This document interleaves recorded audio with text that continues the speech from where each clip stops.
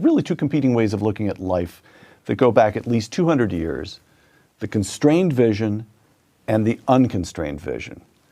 The constrained vision, I'm quoting from A Conflict of Visions, sees the evils of the world as deriving from the limited and unhappy choices available, given the inherent moral and intellectual limitations of human beings, close quote.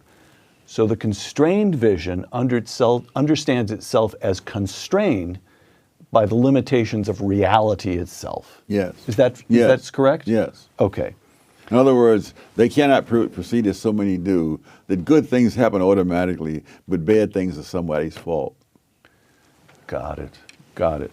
And then to continue here, the constrained vision, again, quoting from A Conflict of Visions, for the amelioration, improvement of the human condition, the constrained vision relies on certain social processes such as moral traditions, the marketplace, or families, not government.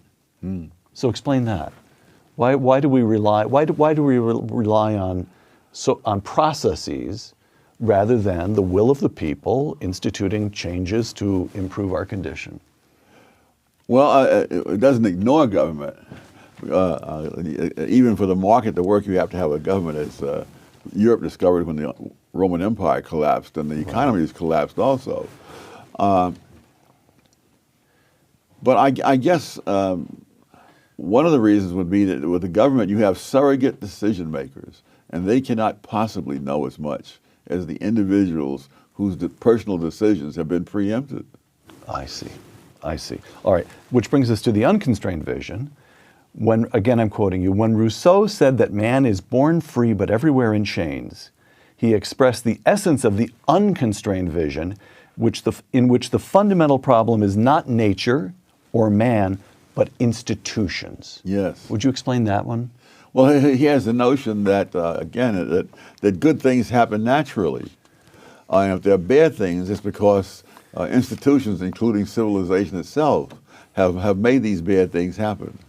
And of course, and I think that's really the implicit assumption behind a lot of things that are said on the left today. And why in my most recent book I go to a lot of trouble to show that in nature there's nothing resembling equal opportunity. That wherever you look around the country, around the world, you find people who live up in the mountains, poor and backwards, even in the richest countries. Including the United States. I believe the poorest country in the United States, county rather, was in a mountain community, which was almost 100% white. Somewhere in Appalachia, West Virginia, Southern Ohio. Right. Yes. And that men in that county had a life expectancy 10 years less than men in a county in Virginia. And the unconstrained vision says, let's fix that. Surely we can pass a law that would improve that. And the constrained vision says, well, now wait a moment. If people who live in isolated pockets in mountains are poor and backwards all around the world, and we see this pattern over and over and over again, maybe there's something very deeply rooted in reality about that that's hard for us to get at. Correct? Yes. All right.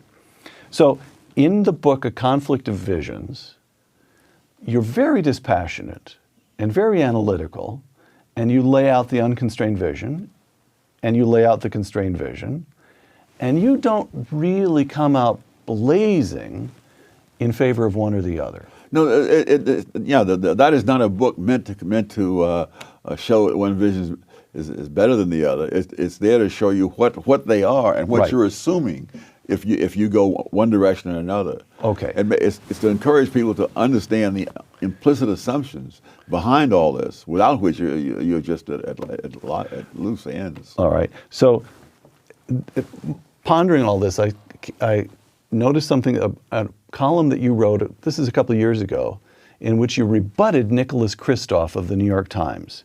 And Kristof had ascribed the gaps between African Americans and whites in America, gaps in wealth, gaps in educational achievement, the usual gaps, to, and this is a quotation from Kristof, to the lingering effects of slavery, close quote. Oh, yes. And here's Tom Sowell, quote, if we wanted to be serious about evidence.